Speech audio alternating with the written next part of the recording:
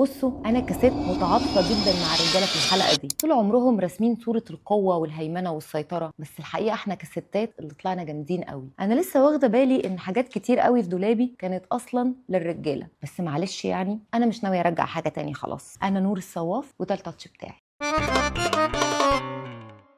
طبعا لما تيجي سيرة الكعب العالي كل اللي بيجي في بالك ست حلوة لابسة سواريه وفي الخلفية وائل جسار بيغني نخبي ليه في أسرارنا. أنا عندي بقى تاتش هيصدم الرجالة شوية، لا شويتين بصراحة. في يوم وأنا بلبس جزمتي قلت لنفسي هو مين يا نور أول واحدة ست لبست الكعب العالي؟ وبصراحة يا ريتني ما سألت، عشان الحقيقة تخليني دلوقتي أقول السؤال بشكل تاني خالص. مين هو أول راجل لبس الكعب العالي؟ أفاجئك؟ والله لفاجئك. الرجالة هم اللي اخترعوا لنفسهم الكعب العالي، وبعدين اتسحب منهم واحدة واحدة لحد ما بقى الكعب العالي هو رمز الأنوثة. خليني أخدكم لأول ظهور للكعب العالي في تاريخ مصر القديمة. كان النخبة من النبلاء والكهنة عايزين يميزوا نفسهم عن عامة الشعب، فلبسوا جزمة بكعب عالي. يعني الكعب وقتها كان معمول للهيبة والوجاهة الاجتماعية كمان. وبعد ما التجربة أثبتت نفسها، الرجالة سمحوا للستات من علية القوم يقلدوهم ويلبسوا هم كمان كعب عالي. خلصت عند كده؟ لا طبعا. فضولي خلاني أدور وأفتش عن اللي حصل في حضارات تانية،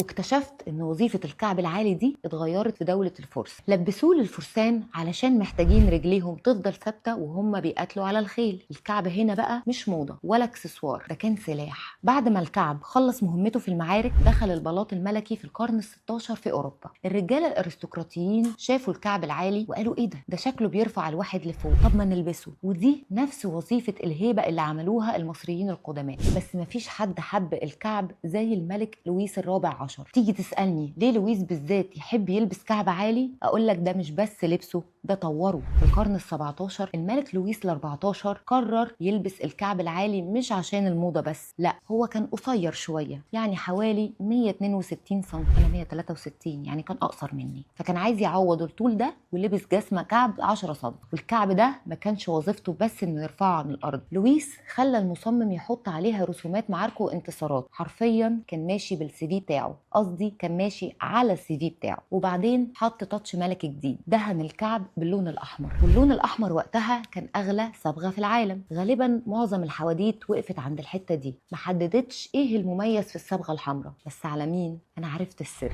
اللون الاحمر ده جاي من صبغه القرمز اللي بتتعمل من حشره صغيره بتعيش على نبات الصبار في المكسيك. الحشره دي لما بتتجفف وتطحن بتطلع صبغه حمراء زاهيه اسمها قرمزي الكرمن، وكانت اغلى من الذهب وقتها. الصبغه دي كانوا بيستخدموها في صبغ القماش الفاخر زي الحرير، وكانت رمز للثروه والسلطه. لويس ما اكتفاش بكده واصدر مرسوم في سنه 1673 بيقول فيه ممنوع على اي حد يلبس كعب احمر غير النبلاء. ومن هنا الكعب الاحمر بقى رمز لصفوه الصفوه. طب بما ان الحكايه كانت رجاله في الاول، تفتكروا فين بقى التويست؟ امتى الكعب العالي بقى للستات بس؟ تعال اقول لك شريكي في التاتش امتى حصل التاتش اللي ما حصلش.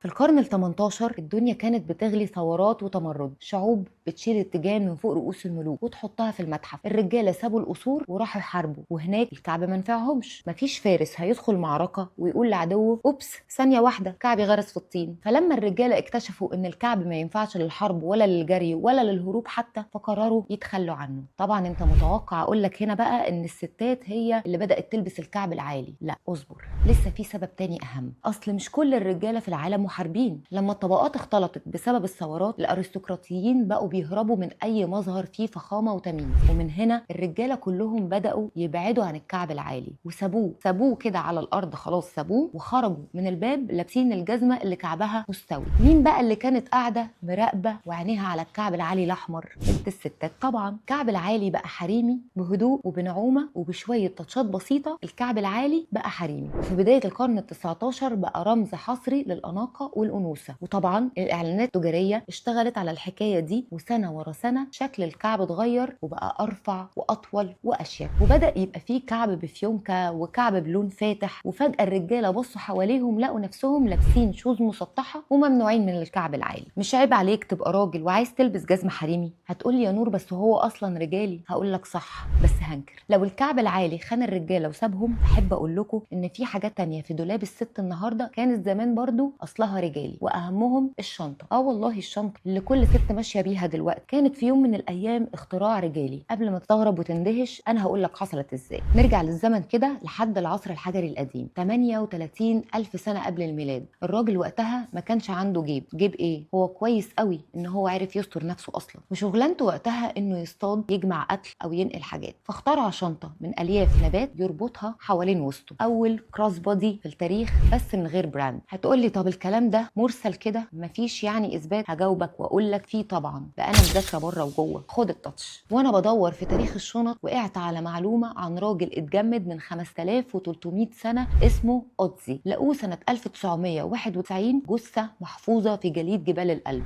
كان شايل شنطه صغيره حوالين وسطه فيها ادوات واعشاب. يعني الراجل ده كان ماشي في الجبل ومعاه شنطه طوارئ هي نفس شكل الشنطه الحريمي بتاعتنا بالظبط. نيجي للعصور الوسطى من القرن ال14 لحد القرن ال16. اللبس وقتها ما فيهوش جيوب لا للرجاله ولا للستات. فالرجاله اخترعوا حاجه اسمها جيردل باوتش، شنطه جلد مربوطه حوالين الوسط، شكلها حزام بس وظيفتها شنطه. طب والستات فين بقى من الشنطه دي؟ الستات خدوا من الرجاله الفكره وكانوا بيربطوا الشنط دي حوالين وسطهم، بس اوقات كانوا بيخبوها تحت الطبقه الخارجيه من الفستان. ما نقدرش نقول ان الراجل لوحده كان شايل الشنطه، بس نقدر نقول هو اللي اخترعها. وبعدين اتخلى عن اختراعه ده لصالح الست اللي كملت تطويرها وحطت عليها التاتش. طب ازاي قدر يتخلى بسهوله عن الشنطه كمان؟ ودي تفوتني. طبعا دورت وعرفت. لما ظهر الجيب في لبس الرجاله قالوا احنا مش محتاجين شنط خلاص، الفلوس والمفاتيح بقى ليها مكان جوه الهدوم، فسابوها للستات. واللي كانت بالنسبه لهم الشنطه ضروره والجيوب مش هتنفع بديل، عشان الست بقى كانت بتشيل حاجات كتير غير المفاتيح والفلوس. لحد النهارده شنطه الست فيها كل حاجه. انا شخصيا في حاجات جوه شنطتي ممكن اكون ناسيها من ايام الجامعه عادي جدا. ولما جه العصر الفيكتوري الفساتين بقت ضيقه، فالستات اخترعوا شنطه اسمها ريديكيول، شنطة تتعلق على معصم الإيد، مصنوعة من الحرير ومطرزة بالخرز والورود. ده تقريبا الشكل الكلاسيكي اللي نعرف بيه الشنطة الحريمي. وهنا الشنطة خرجت من كونها شنطة عملية وبقى فيها أنوثة وذوق ستاتي. وفي وقت الثورة الصناعية المصانع اشتغلت، القطارات مشيت، والستات بقوا يشتغلوا ويسافروا، فظهرت شركة اسمها HJ Cave and Sons وعملوا شنط جلد اسمها ريلوي باسكتس. وهنا لأول مرة اتقال على الشنطة هاند باج. وانا بقلب في تاريخ الشنطه الحريمي لقيت الراجل لسه مصر يعمل واجب مع الستات حتى بعد ما نسي خالص اننا خدناها منهم. سنه 1916 ايميل موريس هيرمس راح امريكا يزور مصانع فورد، وهو هناك شاف اختراع جديد، حاجه صغيره بتتفتح وتتقفل على سقف العربيات القماش اسمها السوسته. طبعا في الوقت ده كان كل الناس بتستخدم زرار، حزام، بكره، انما سوسته ده كان تاتش جديد مثير للدهشه. ايه البتاع اللي بيفتح ويقفل رايح جاي ده سحر ده ولا ايه؟ المهم ايميل رجع فرنسا وخد براءه اختراع السوسته واستخدمه في الشنط الجلد. وفي سنه 1923 نزلت اول شنطه بسوسته في فرنسا اسمها ساك بور لاتو، ومعناها الشنطه اللي اتولدت مخصوص عشان تروح مشوار بالعربيه. وبعدها سموها بولايد، وده اسم فرنسي قديم معناه المذنب. وكانت نقله كبيره قوي للستات وهم شايلين شنط تحفظ المجوهرات والورق واي حاجه مهمه من غير ما تتبعتر في السفر. تقريبا الستات كانوا لسه حاسين ان الشنطه محتاجه خطوه كمان، حاجه فيها جرأه اكتر، حاجه تخلي الرجاله ينسوا تماما ان هم كانوا اصحاب الاختراع ده اصلا. فعملوا ايه؟ اسالني وانا هقول لك. استنوا اللحظه الصح لما الصدفه خدمتهم وقرروا يخلوا الشنطه تتسمى على اسم ست، ومش اي ست، دي جريس كيلي، اميره موناكو وايقونه السينما. القصه بدات سنه 1954. كيلي كانت بتصور فيلم تو كاتش ا ثيف مع ألفريد هيتشكوك، وكان جزء من ازيائها شنطه هيرمس. كيلي حبت الشنطه جدا واحتفظت بيها بعد التصوير. بعدها بسنتين ظهرت في صوره وهي شايله الشنطه قدام بطنها، وده كان علشان تغطي حملها. الصوره نزلت في الصحف وبقت ترند. هيرمس قررت بعدها تكريما ليها تبقى الشنطه باسمها كيلي باج. طب وايه يعني؟ ما انا كمان هعمل شنطه باسم نور الصواف عادي يعني. وكانت دي اول مره في التاريخ شنطه تتباع باسم ست. شانيل ما وقفتش تتفرج. في نفس الفتره كوكو شانيل كانت شايفه ان الست محتاجه تتحرك بحريه اكتر، فصممت شنطه جديده ومختلفه ونزلت في فبراير 1955، وكانت اول شنطه بسلسله معدن تتلبس على الكتف. أنا عارفة إنك ممكن تكون لسه مبهور من حكاية الراجل اللي اخترع الشنطة وبعدين سابها والست هي اللي طورتها، بس استنى شوية، في فصل جديد في الحكاية لسه ما قلتوش. من سنة 2018 حصلت حاجة غريبة في السوق الأمريكي. مبيعات الحقائب الرجالية زادت بنسبة 700% خلال 3 سنين بس. طب إيه السر يا ترى؟ الراجل رجع فتح الدولاب وبص للشنطة وقال أنا فاكر البتاعة دي كانت بتاعتي، هو احنا سايبين كل حاجة للستات ليه؟ الشنطة احنا اللي اخترعناها أصلا. وابتدينا نشوف أسماء تقيلة جدا بيظهروا على السجادة الحمراء وهم شايلين الشنطة. هاري ستايل بشنط جوتشي، جيكوب إلوردي طالع في نيويورك تايمز شايل شنطة سيلان. يعني باختصار الرجالة رجعوا للشنط، والماركات ما سكتتش، بالعكس شجعت ده. Okay. All right, I see it. We got it. جوتشي نزلت نسخة رجالي من حقيبة جاكي 1961. لوي فيتون طرحت بازل باج بتصميم ناعم ويونيسكس، وبكده رجع كل الناس تلبس شنط، الستات والرجالة كمان. قبل ما نقفل على الشنطة والكعب ونقفل الدولاب، في قطعة كمان قلت أخليها لآخر الحلقة عشان ما تتصدموش. قطعة ستاتي جدا بس تاريخها في شنب يقف عليه الصقر. مش هطول في الفوازير عشان ما تفرهدوش مني، انا بتكلم عن الجيبه. تعال نرجع لورا شويه في مصر القديمه. الرجاله مش الستات كانوا بيلبسوا حاجه اسمها شنديت، ودي قطعه قماش تتلف حوالين الوسط بالظبط كده زي الجيبه.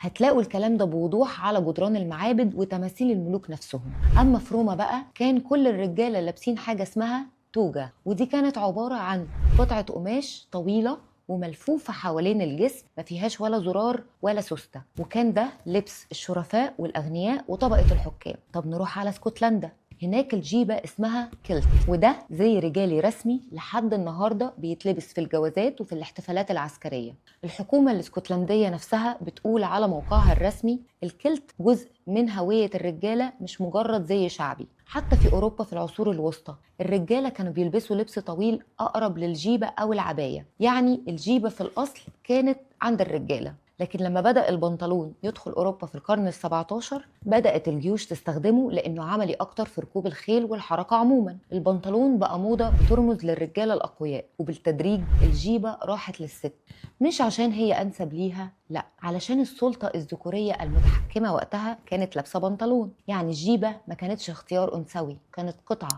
اتنقلت من دولاب راجل لدولاب ست. طيب بعد ما شفنا الكعب العالي والشنطة والجيبة، تفتكروا لسه في حاجة الستات ما خطفتهاش من الرجالة؟ ايه ده، انت هتجاوب بجد ولا ايه؟ لا طبعا احنا ما خطفناش حاجة، احنا بس اخدنا اللي سبتوه وعملنا له ريبراندنج. انا قنور متعاطفه مع الرجاله جدا في الحلقه دي، بس مش هرجع لكم حاجه، لان بجد الحاجات دي مكانها الطبيعي بقى هنا خلاص في الدولاب اللي الستات فصلوه على مزاجهم. مش هنتكلم بقى عن الجرافطه ولا عن البنطلون ولا عن حاجات تانية، ملناش دعوه. انا نور الصواف وده كان التاتش بتاعي. ما تنساش شريكي في التاتش انت كمان تعمل التاتش بتاعك باللايك والشير والسبسكرايب وتفعل زر الجرس. اشوفكم الحلقه الجايه.